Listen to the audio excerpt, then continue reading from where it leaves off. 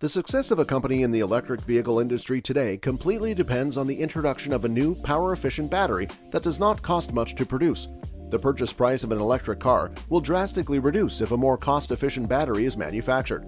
Tesla, the leading EV maker, is in a fierce competition to develop a new battery that can change the EV game forever. Let's take a look at a new battery material that can prove to be a game changer in the EV market. Before we start with the video, however, make sure you like and subscribe to the channel.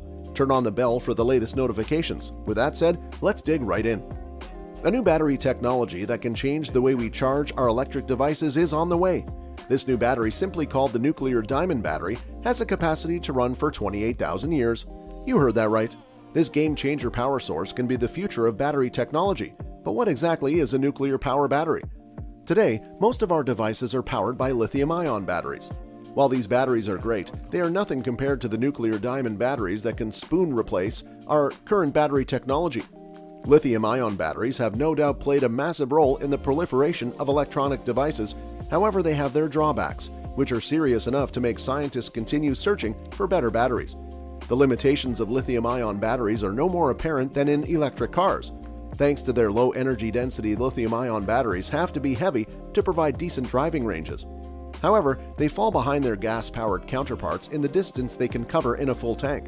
This makes some people hesitant about embracing electric cars. These batteries also take a long time to charge.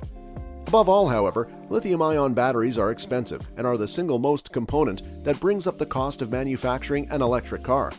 Today, electric cars are out of reach for many purely because the lithium-ion battery costs so much.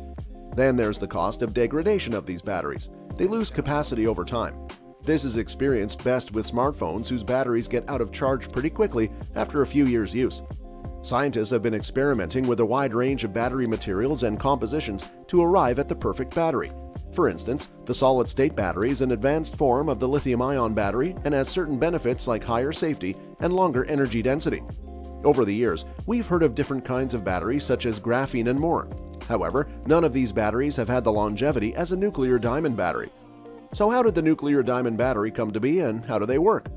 Back in 2016, a research team came together at the University of Bristol and began working on what they called a beta voltaic device. This battery was powered by the beta decay from nuclear waste. These batteries came to be known as radioactive diamond batteries. Beta decay happens when an atom's nucleus has an excess of particles and releases some of them to obtain a more stable ratio of protons to neutrons. This produces a kind of ionizing radiation called beta radiation. A typical beta voltaic cell consists of thin layers of radioactive materials placed between semiconductors. As the nuclear materials decay, it emits beta particles that knock electrons loose in the semiconductor, creating an electric current. However, the power density of the radioactive source is lower the further it is from the semiconductor. This means the nuclear battery is less efficient than other kinds of batteries. However, there is a fix for this: polycrystalline diamond, or PCD. Radioactive batteries are made through a process called chemical vapor deposition, a process that is also widely used for making artificial diamonds. However, researchers have modified the process to grow radioactive diamonds by using radioactive methane containing the radioactive isotope carbon-14, which can be harvested from a radiated reactor graphite block. These diamonds can act as a radioactive source and a semiconductor when exposed to beta radiation. You'll get a long-duration battery that doesn't need to be recharged. The nuclear waste in its interior fuels it over and over again, allowing it to charge itself for ages with very little to no measurable degradation over hundreds of years. Theoretically speaking, a single battery can be used for over 1,000 years. You don't need to replace it and you don't even need to recharge it. One of the startups active in nuclear diamond batteries is Nano Diamond Battery, or NDB. The company is basing its batteries on high-powered diamond-based alpha, beta, and neutron voltaic formulas for long life and green energy batteries. It aims to power devices from small insulin pumps to space rovers traversing the surface of Mars for decades without human intervention. NDB has been building its nuclear diamond batteries by using layers of impossibly tiny paneled nanodiamonds. For proper context, 1 nanometer is 1/1000th of a meter. The company prefers diamonds for its exceptional heat conduction, which makes them ideal for electronic devices. After sourcing the diamonds, NDB combines them with radioactive isotopes from nuclear waste.